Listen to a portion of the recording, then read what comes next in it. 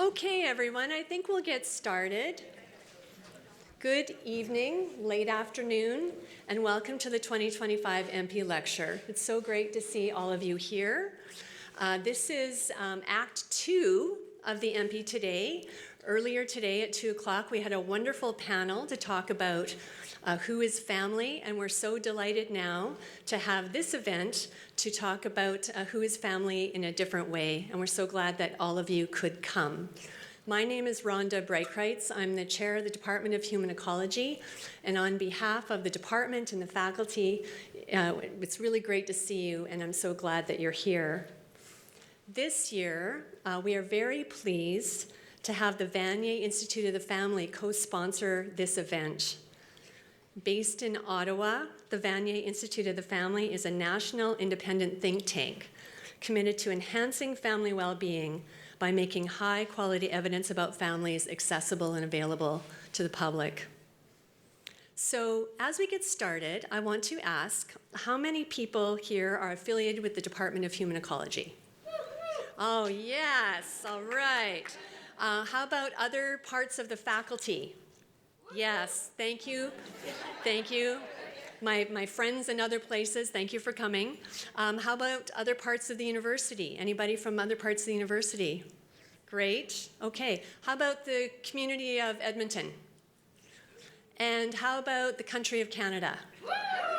All right. Okay. Well, thank you so much all for coming. As we begin, I would like to start with a land acknowledgement. The University of Alberta, its buildings, labs, and research stations are primarily located on the territory of the Cree, Blackfoot, Métis, Nakota, Dene, Iroquois, and Anishinaabe, lands that are now known as part of Treaties 6, 7, and 8, and also homeland of the Métis. The University of Alberta respects the sovereignty, lands, histories, languages, knowledge systems, and cultures of all First Nations, Métis, and Inuit peoples. The Empey Lecture is delivered annually in honor of Professor Elizabeth Empey, who is the Dean of Economics from 1960 to 1976. And this lecture commemorates the many contributions that Dean made to the profession of home economics and nutrition. The Empey Public Lecture is an important way that the Department of Human Ecology engages with the topics that are important to our department and our university, our community, and our country. These lectures are delivered each year on issues related to the various fields of study in the Department of Human Ecology, family science, material culture, clothing and textiles, and nutrition. And tonight's lecture is focused on the work and field of family science.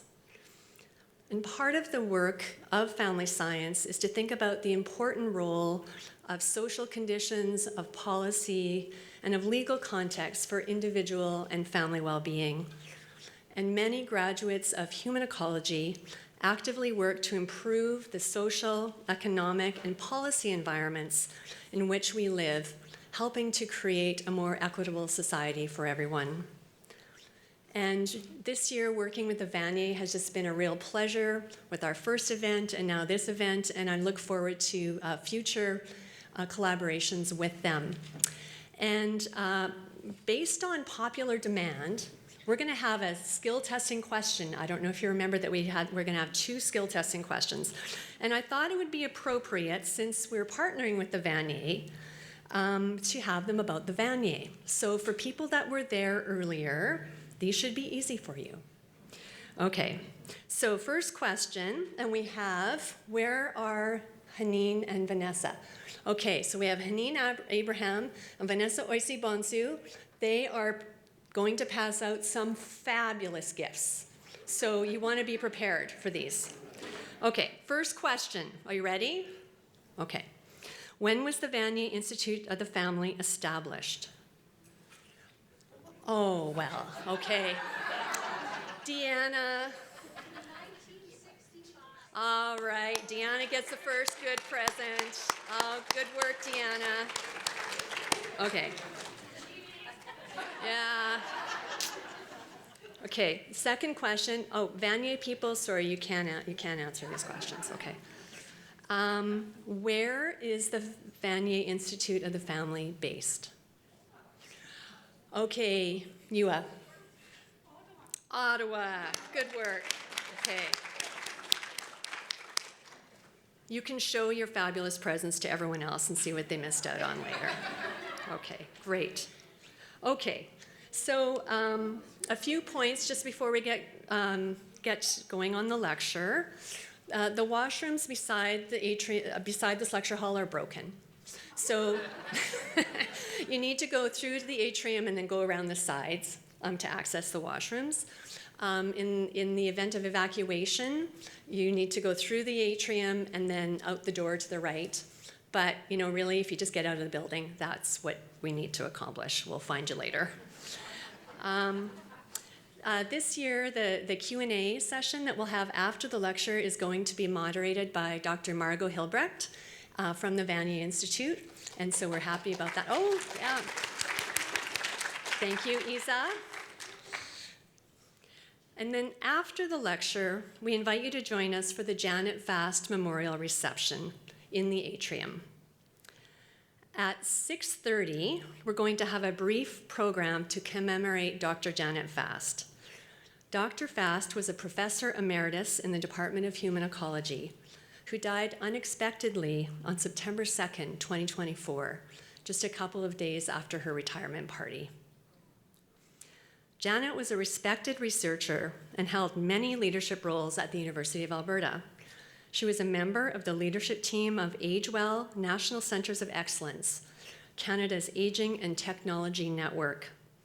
Janet's contributions to caregiving research, as well as to policy and practice more broadly, will leave a lasting legacy.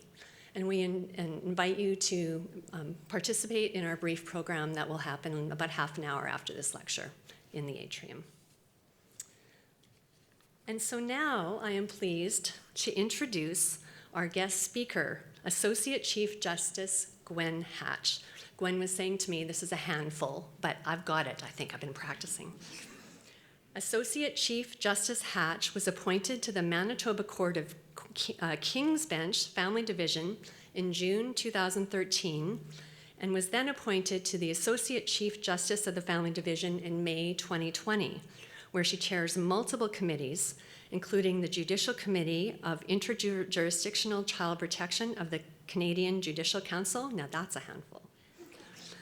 Prior to her appointment to the bench, Associate Chief Justice Hatch practiced family law and wills and estate litigation.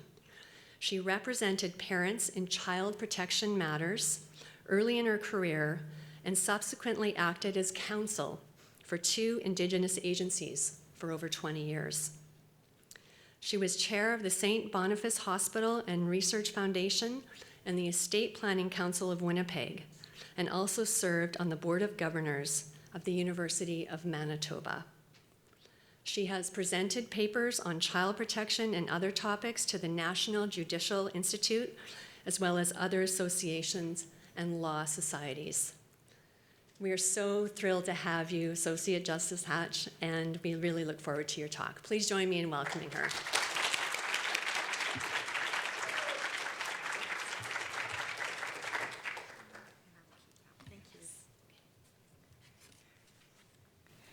Thank you, Rhonda, but you didn't tell me I was supposed to bring some gifts.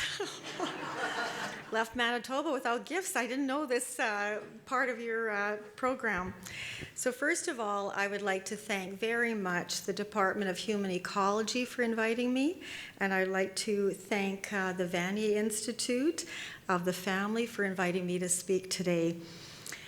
Also, I'd like to congratulate the Vanier Institute of the Family on its 60th anniversary. That's absolutely amazing. Their excellent work has helped us better understand the change in family over the years in response to changing beliefs, values, behaviors, social structures, technology, demographics, and of course the movement towards gender equality. Defining families became an integral part of our child protection model in Manitoba. And so I want to tell you a little bit about our model today, and I also want to address that particular part of it. So I will flip to the presentation here. There we go. Defining families, an innovative approach to child protection proceedings. There we go. So our child protection model in Manitoba was developed by Chief Justice Gwen, and it was introduced in the Winnipeg Centre in March 2017, and it was so successful that in 2 years we implemented it in all centres in Manitoba. These are the Court of King's Bench centres. That was in February 2019. Why was a new child protection model needed in Manitoba? Well, it was because of significant delay between the time the agency filed a petition and notice of hearing when they apprehended a child and the time that the matter actually came before a judge to make a decision. That was a significant delay. Well, what caused such a significant delay? Adjournment requests, lack of available court dates, lack of available counsel, and delay in processing legal aid applications for parents.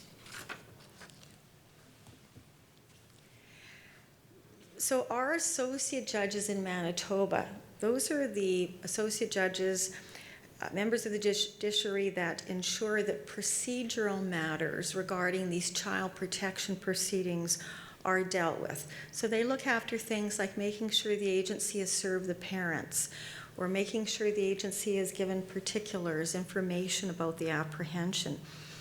So when I was asked back in 2017 by the chief to say what's wrong here? We've got a crisis going on. We've got all these cases and they're taking so long, and we had no statistical information. So I went back and looked in 2015, 2016, and did some manual counting and learned that in those 2 years alone combined, there were 12,000 adjournments before this associate judge. 12,000.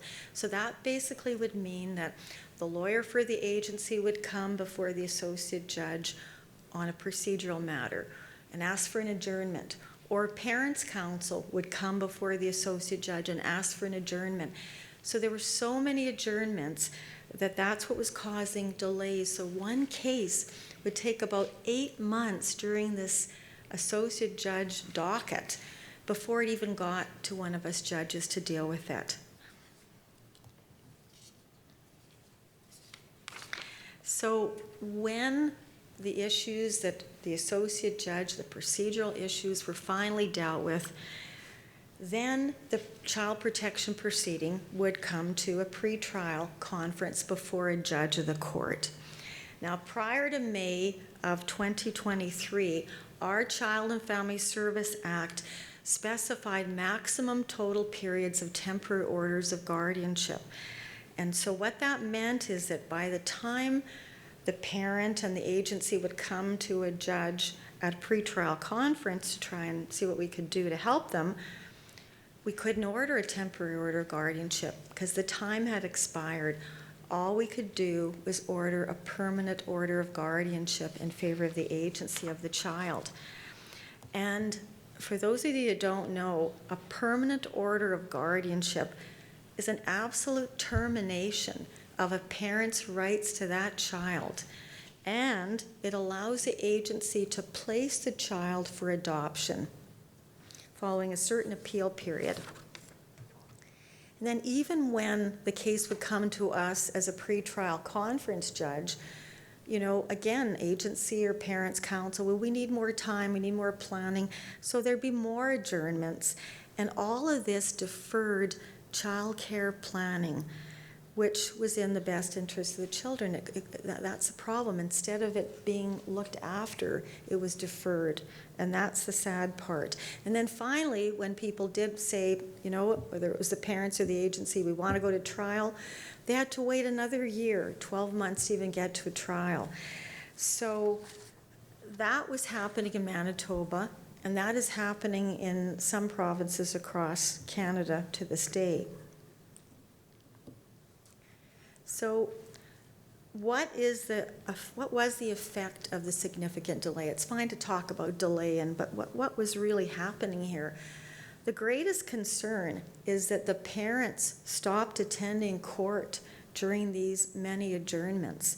We were losing the parents. And there's many, many reasons why we were losing the parents attending court. Some of them would get discouraged, feel nothing was happening, so they would fall by the wayside.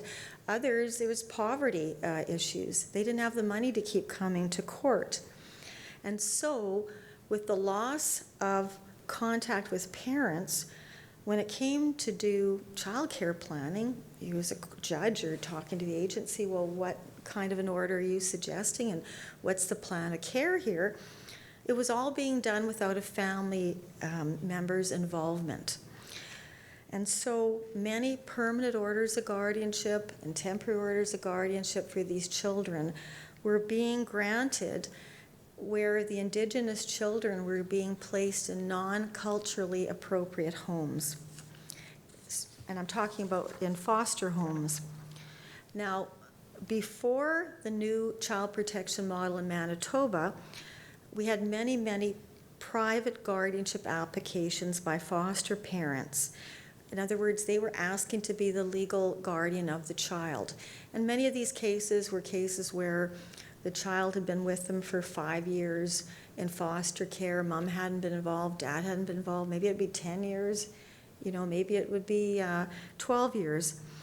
And then we started looking at the balance here because there's these values. There's the value of the preservation of the parental and family ties that's presumed to be in the child's best interest, but there's also the value of the significance of the attachment and the bonding between the foster family and the child, and what is in the child's best interests. And those were the, challenging times we were looking at.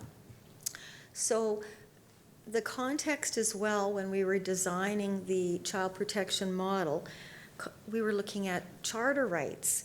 We were looking at the importance of new ways of doing things that were proportional, because our Supreme Court of Canada around that time, 2014, told us, look at new ways of doing things. Don't be afraid to look at ways to expedite matters as long as there's integrity in the process and fairness in the process. As well, the context, we looked at the calls to action of the Truth and Reconciliation Commission. And see, these are all, you can see the years. 2014, the Supreme Court of Canada is telling us to be looking at new measures, ways to help people get an access to justice and to court faster.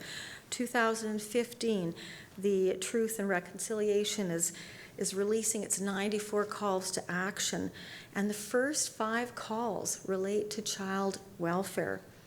And it's call to action number 4 that says placements of Aboriginal children into temporary or permanent care are to be culturally appropriate. And then in 2017, we have one of our judges of our Manitoba Court of Appeal, Justice Burnett, saying when he looked at the child protection situation in Manitoba, saying the current delays are intolerable and unacceptable.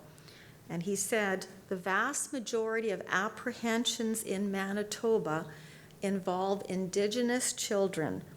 Because of such overrepresentation, any delay in post-apprehension proceedings has had and will continue to have a disproportionate effect on Indigenous children.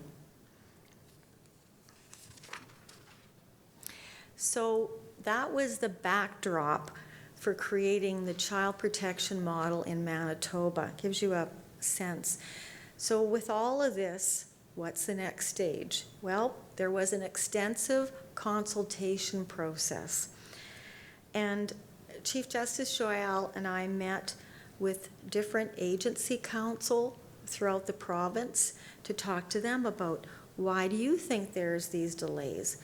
What can we be doing to cut down on these delays and improve the system? We met with Parents Council, asked the same questions. We spoke with legal aid and said how important it was. We wanted legal aid to help the parents, to represent the parents, to give the necessary resources so parents would have a voice in court and not be up against agency and agency counsel. We met with the senior associate judge. Now, I told you about associate judges who look after the procedural matters, and it became a question of, okay, we need to get these matters moving quicker than what you've been doing. 8 months is inappropriate. We've got to, for the sake of the children, move these quicker. So I still remember the discussion. It was like, okay, well, finally the senior associate judges, he then was at the time, said, well, how about 5 months? And it was like, how about 1 month? Okay, how about 3 months? Okay, how about 60 days? And that's how we settled on 60 days. It was like, we're going to do everything we can to get these procedural matters done in 60 days. And I literally remember that conversation, but it was the best both sides could do. We met with the First Nations authorities to tell them about what we were looking at doing and why, to get their feedback. We met with all the directors of the different child caring agencies, and we have a number of them in Manitoba. And lastly, we've met with the executive director of the Law Society, because so many times at pretrial conferences, when we did want to set trials, the lawyers would be like this and say, I can't make it that week. I'm busy. I'm in another trial. I can't make it that week. So you'd be going further and further down the court schedule. And at that time, our Law Society rules were you couldn't double book. So all lawyers had to say was, we already have a trial for that week. We got the Law Society of Manitoba to agree to allow counsel to double and triple book, because most of these cases would settle, but they weren't settling until the year later on the doorstep. And so everybody had to wait that period of time. And so only twice since 2017, when that model has been implemented, so that'd be in 8 years now, only twice has there ever been a letter written to the chief and I saying that, oh, I'm double booked, I have these two trials, you're going to have to pick the one that goes ahead. So that's only twice. And everything worked out well on both of those. So one of our biggest challenges in this model, creating this model, was, okay, how to maintain the involvement of the parents to receive their input respecting placement with family. We wanted placement with family while they're on their healing journey. That was a really important issue to us. And then we started looking at, well, how is family defined? It's easy to say family, but how is it defined? What really constitutes a family placement? Because we as judges had to be ordering not just the temporary order, but we had to approve of the plan that was being proposed by the agency. And so it was important that we as judges understood as well what constitutes a family placement. So we went to the Child and Family Services Act of Manitoba, which has been amended from time to time. And we saw there that family means a child's parent, a child's step-parent, siblings, grandparent, aunt, uncle, cousin, guardian, person, local parentis meaning like a parent. That's the way they look after the child in the place of a parent. They're not the biological parent, but that's been their role, local parentis to a child. And also included in family is that person's spouse or common law partner. And there was a sense in our preamble and statements to talk about how children do thrive best with their families and communities. and with ongoing connection with their cultural and linguistic heritage. So then we looked at the Child and Family Service Authorities Act in Manitoba. And what did it have to say about family placements? Well, it said parents, families, extended families, and communities have a right and a responsibility to care for their family. So it didn't have a definition of family there, but it did have in the regulation to that piece of law a definition of family. So we looked at that definition of family in the regulation. It's getting a little broader now. So it's a child and the following persons with whom a child resides. So it's the child's parents, or maybe one parent. Could be the person, local parentis, the de facto caregiver. And could be the spouse or common law partner as well, and the children of either of the parents or persons. Or, and here's a real emphasis, or an adult with whom the child resides. So this is an adult now, it's not family, or is it family? An adult, and their spouse or common law partner, and the children of them, and also, or any of them that's in local parentis. So suddenly now we're talking about an adult where someone's residing with this adult, like a family unit.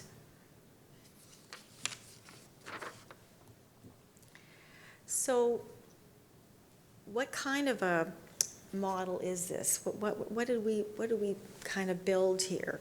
So the first piece of it was we made sure there were strict timelines before that associate judge who was looking after the procedural matters.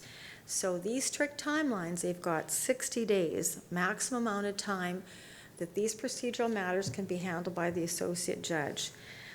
And after 60 days, mostly, most of the cases of procedural matters are all done. But the associate judges have been told, if you don't get this all done, and we want you to, you get it to the intake judge within 60 days. So how does the associate judge accomplish this? So we had to start thinking about, okay, now we're talking 60 days, you've got to do all the things you used to do in 8 months. Okay, so what kinds of best practices? And one of the issues I mentioned to you about lawyers were saying that agency lawyers in particular, well, the parents are always asking for adjournments because it takes a long time for them to get legal aid to represent them. So in talking to the legal aid director, it was like, how can we get these legal aid certificates faster for the parents? And so they said, well, how about getting some kind of easy access, a room set up? So we set up a room right beside the child protection docket where the associate judge was, right at the courthouse. So the parent would come before the associate judge and say, I would like a lawyer to represent me. And they would be taken right next door to where there was a room. They could fill out the legal aid application. It would be faxed or emailed, and they get their lawyer. So they'd have their lawyer with the next court appearance. So you could see how things started moving faster.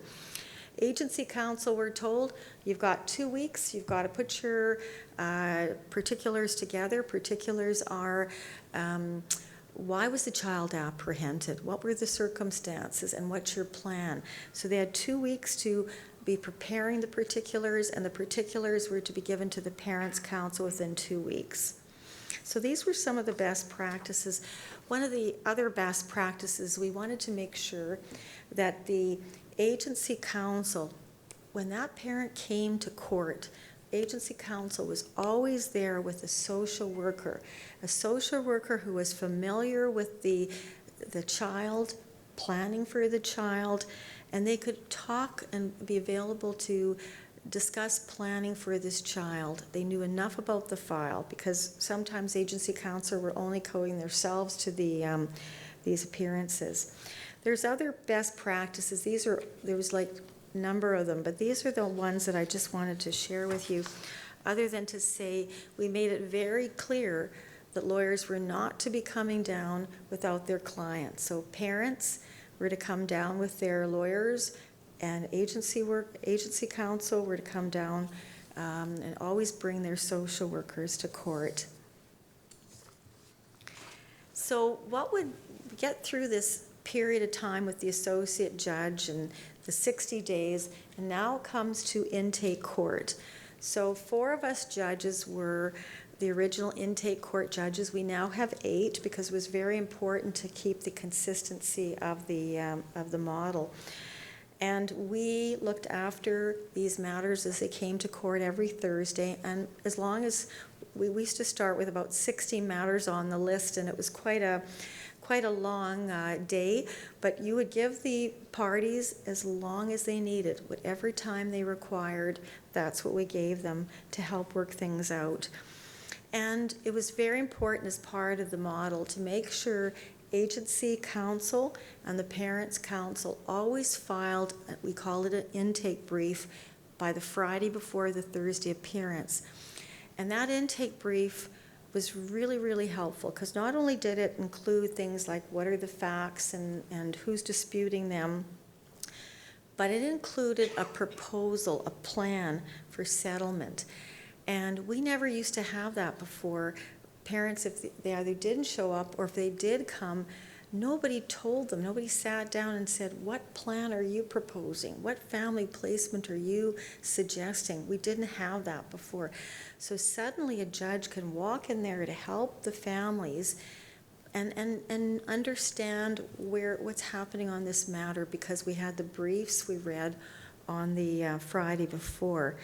And we saw that the proposal for a plan of settlement, here we were actually getting input from a family member. That was really exciting. We weren't in the dark with our planning.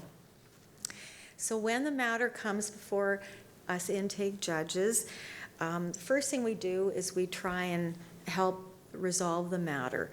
But if no settlement is reached, we send it either to summary judgment or a trial. And if there's going to be a trial, there always has to be a pretrial conference first, because again, we try and settle at that pretrial conference. And the pretrial conference is always 30 days before the trial.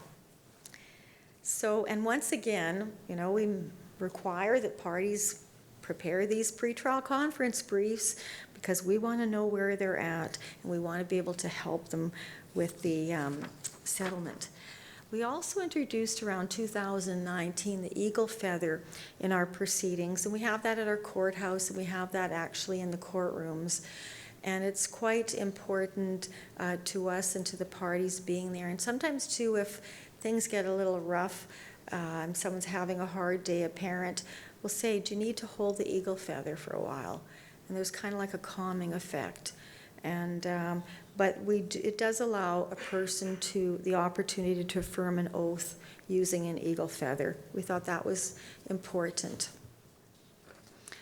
So what about the results? Well, we saw immediate results of this new model. In the first 12 months, and we were carefully measuring it, 80% of the time when the parents and their lawyer and the agency and their lawyer would come to the intake judge, we were resolving the case outright. So 80% of these cases on that one appearance were being resolved to the satisfaction of the family, which was really important. So that gave us quite a lot of hope.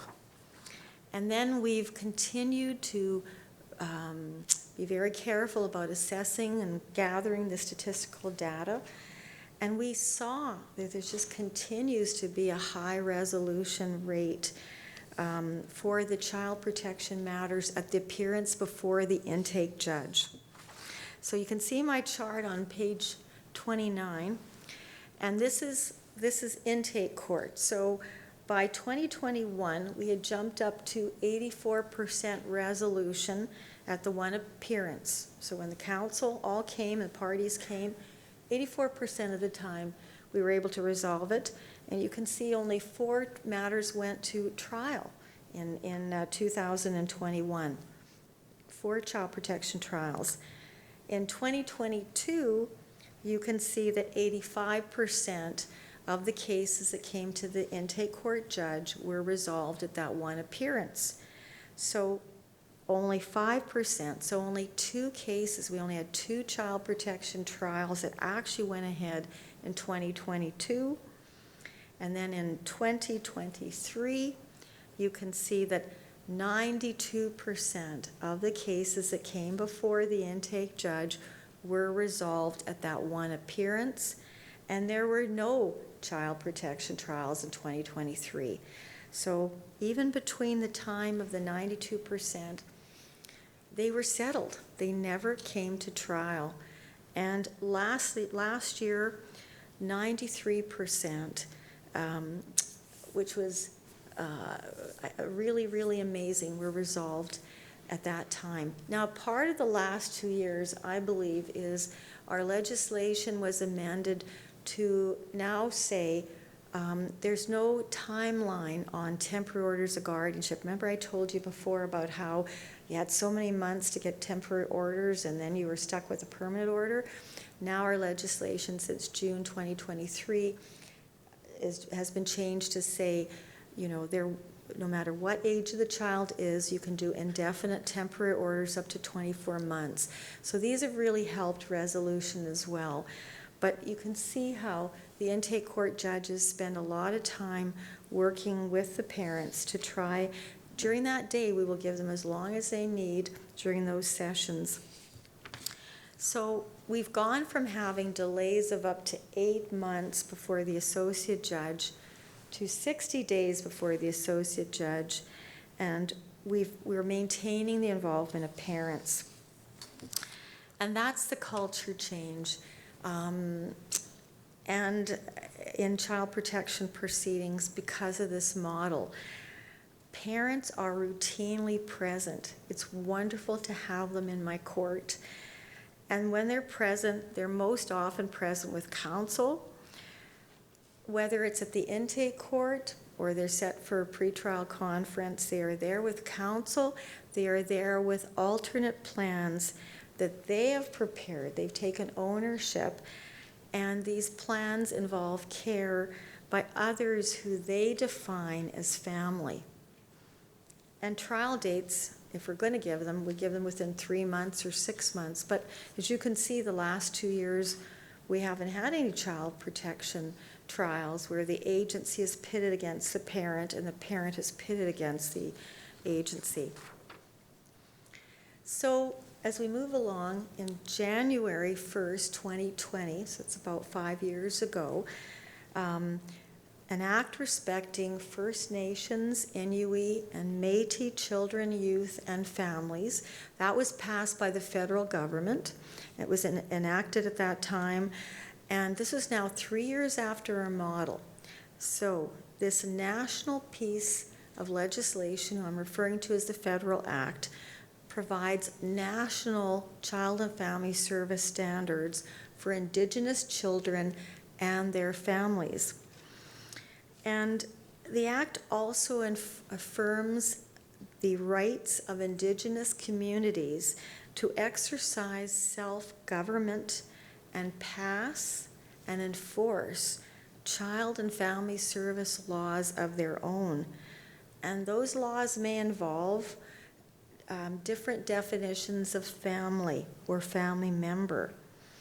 And in this legislation, the all my relations concept is embedded in it, and it captures the broad way that family and kinship is defined within many Indigenous communities.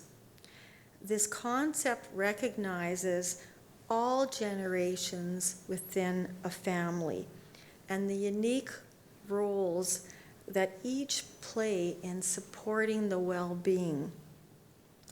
And this federal legislation and these thoughts, it fit very well in with our thinking, with our model. So we didn't have a struggle in Manitoba. We embraced this legislation because we were already doing it. We were already looking at that expanded view of family and family placement. And Manitoba Indigenous governing bodies are in fact moving forward to exercise this jurisdiction that they're being given by the federal government. And so far we have one First Nation who has done this, Peguis First Nation. They passed legislation. Their legislation is called Honoring Our Children, Families and Nation Act. They passed this legislation in 2022, and they use our court for child protection proceedings. We use their legislation, and we use our provincial legislation, and we use the federal legislation.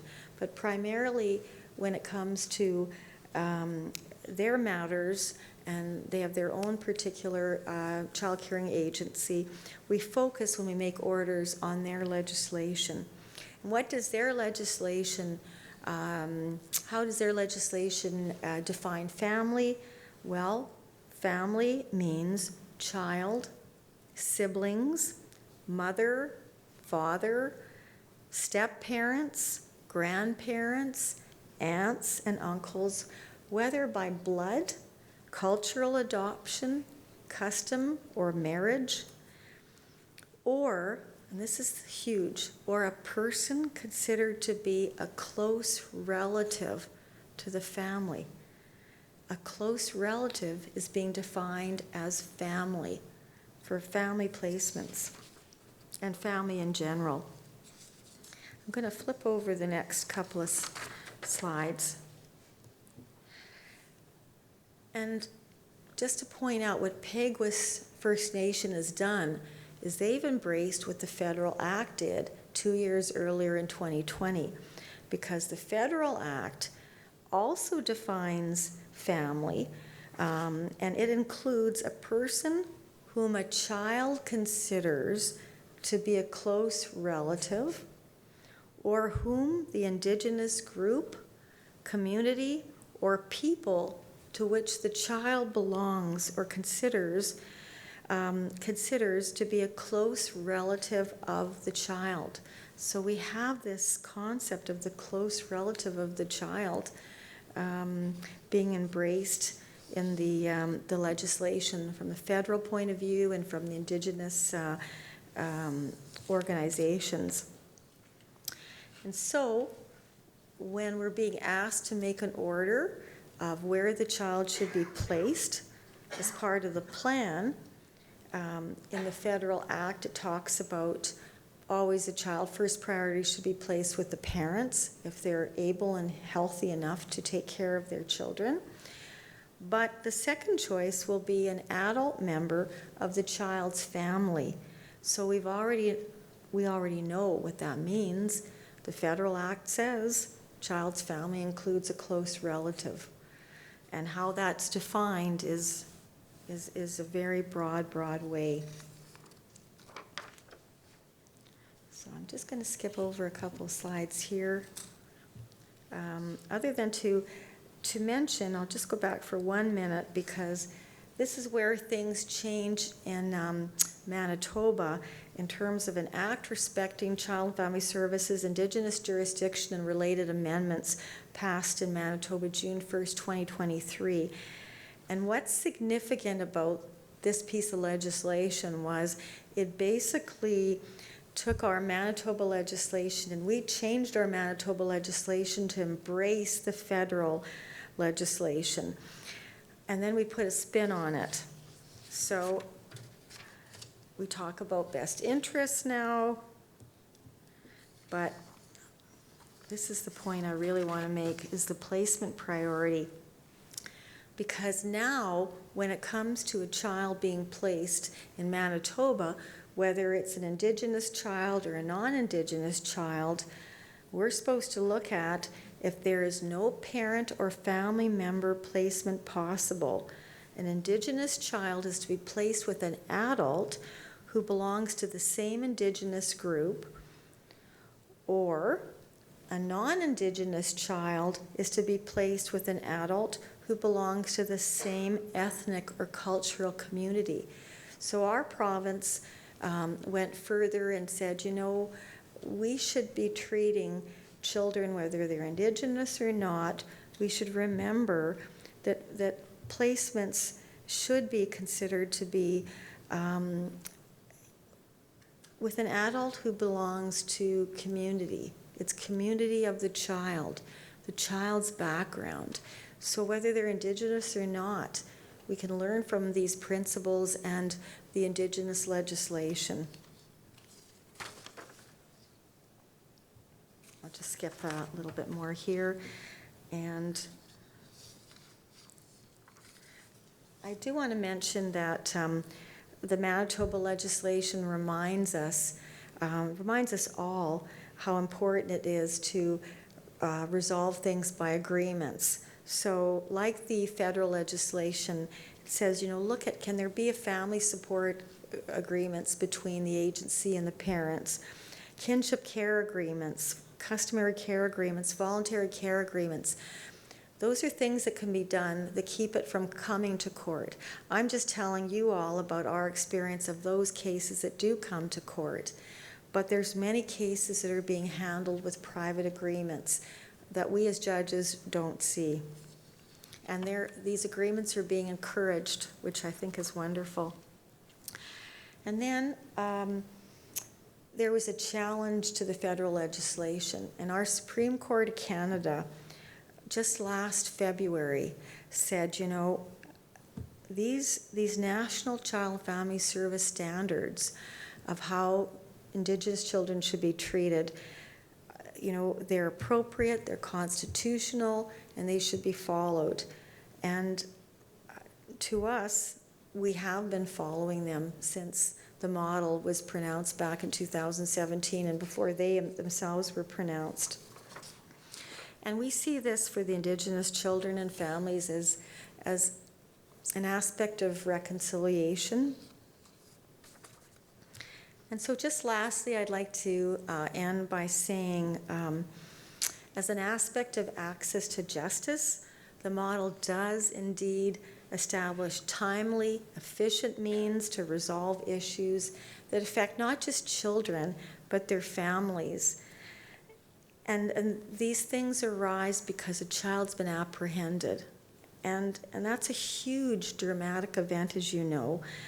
And what this model is also doing is, not only is it when a child's been apprehended, making sure that that child and their families have a prompt hearing, but also that the family is involved with child care planning for the child, and the communities are involved with child care planning. So those are my comments, and I thank you for your time.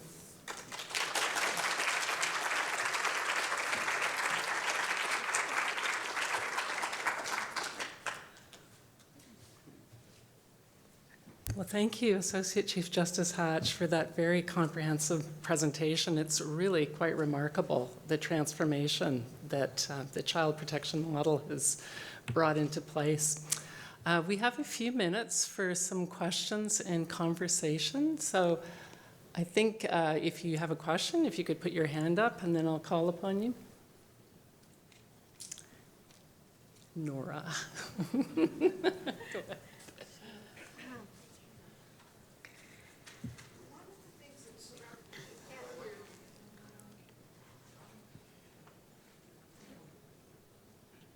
One of the things that I find particularly interesting about your presentation is the kind of culmination around families, but families in context. Yes. And, earlier today when we talked about who's the family, we talked about, you can't understand, are family and community different? And I think there was a sense that, yes, they are. Your comments, however, suggest that they also can't be separated, if I'm understanding this, that the context of that family, whether it's an Indigenous family or not, needs to be part of legal decisions about placement and guardianship. Am I understanding correctly? That is the way the law is developing. That's what we're seeing.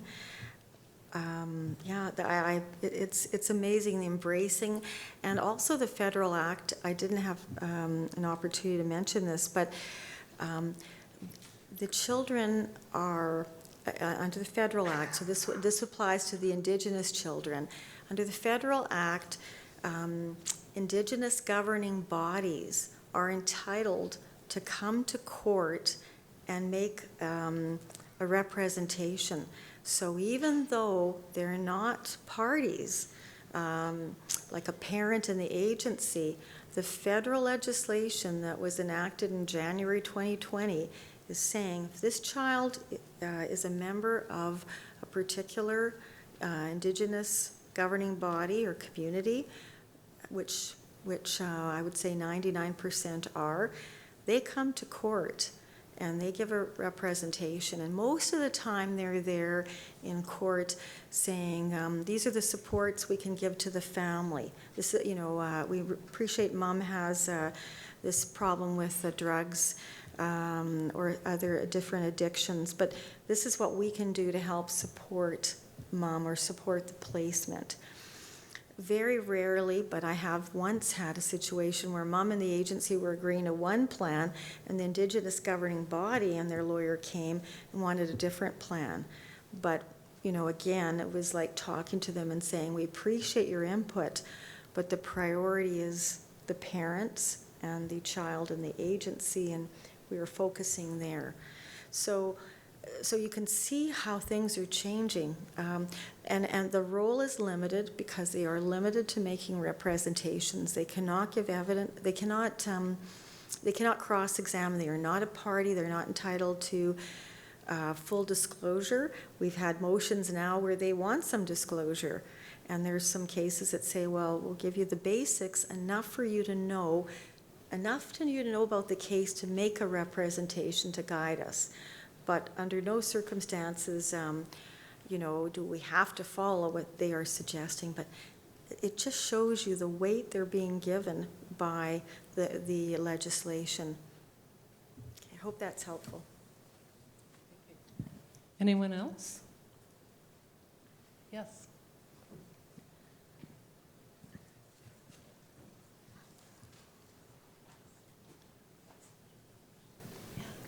Thank you for this very interesting presentation. So with all this knowledge you've developed in terms of how to help the situation and shorten this processing times, I was wondering if there was like a transfer of information to other provinces or even other countries so that they can benefit from all this knowledge you developed and expertise and practices, good practices. It's an excellent question as well. Boy, we're getting great ones. The wonderful, wonderful thing is that it is being shared. And how it's happened, for example, with New Brunswick, life is so strange how things like this happen, but the New Brunswick Court of Appeal made a decision, and they were talking about their crisis in child protection proceedings and what can we do. This was a couple years ago, and I was just giving a little report to the Canadian Judicial Council because Chief Justices and Associate Justices are part of that organization. And so I was just giving some statistics as my report. As we were at a round table, we were all sharing what was going on in our provinces, so I was doing that. And after the session was over, I got a pull from the Chief Justice in New Brunswick, and she said, oh, we just today got this case from the Court of Appeal. And they're saying, we have got to do something. We have got to change our timeline, and this is going to be it. Can you tell me about your model? And so we ended up having the Chief Justice of New Brunswick come and a couple of other judges come, and that was visit one. And then they brought a number of other people, more judges, and a government official came again, visit number 2, and there was a third visit. And then I went over there to give a presentation, and they now, they're so excited because I just saw them a couple of months ago. They are implementing our model in New Brunswick. And then just the week of March the 10th, I had the Associate Chief Justice from Newfoundland and Labrador and 2 other judges. Their Court of Appeal issued in November or December a similar decision. And in their decision, and it was a child protection written decision saying, you know, this is not right. These delays are unacceptable in child protection. This is a crisis. We want the court to change its ways and do it fast and address this crisis. So the Associate Chief Justice and, as I said, her colleagues, two of her colleagues came and they watched our new docket before the Associate Judge, and they watched. I happened to be assigned as the intake judge that Thursday, so they were with me all day, and they watched to see it. And they've asked me to come and do a presentation at their education session, which they have the end of, I believe it's the end of May. So it's happening. The Associate Chief Justice from Nova Scotia had approached me and wants to know more about our model. So there's a thirst out there because there's a real problem we have here. There's children in care that are being protected. They need to be protected by agencies while the parents are on the healing journey. But you've got to make sure today that the children have, and the parents are given top priority in terms of, you know, having their matters, the planning, things dealt with properly in court, because we are today a court of access to justice. We have to not be afraid to try new things. And so we're trying, and an email from a judge in Quebec, that was just in the last few weeks too, saying, we've heard about this, so we sent the practice direction. So it's a crisis throughout Canada, and I think too, these different provinces are going to take their own spins. Like, I don't expect them to take our model and everything the same, but what it does is gives them ideas to make the models their own. So thank you for asking that. It's exciting when you see something that you worked hard and it was very fragile at the beginning, and now, you know, we see the results. We're happy, we're helping, and it's nice to be sharing that knowledge. And we did it with no budget either, you know, so that's huge, where some of the provinces are getting funding, but we used our own. I just remember with one of the court clerks saying to her, we want to make sure that as the parents are there in the agency, when they leave intake court, they've got a piece of paper that says what they've agreed to. And it was like, okay, we need to have in our courtroom a printer. Wow, you know. So where do we go? We go to, you know, wherever it was, Best Buy or Sobeys or Costco. We bought the printer, and so we had a printer, and the court clerk for the first time typed those things out, and we hand it to this day, and they walk away with something that they know what they've agreed to, and so it's. I find that court, I'm exhausted by the end of the day on Thursday, but it's such, and you know what I'm talking about, those moments in your career where you work so hard for the people because you care, and you see something good is happening, but it's emotionally very exhausting. The next day I'm good for nothing on the Friday, but it's a one, and my colleagues feel the same. You leave a lot on the floor, and so if we can all do a little bit something to make a child's life a little better, I think then I think we've done well. So thank you for the question. Thank you. And you know, on that very inspirational note, I think we've actually just gone a little bit past time. So thank you.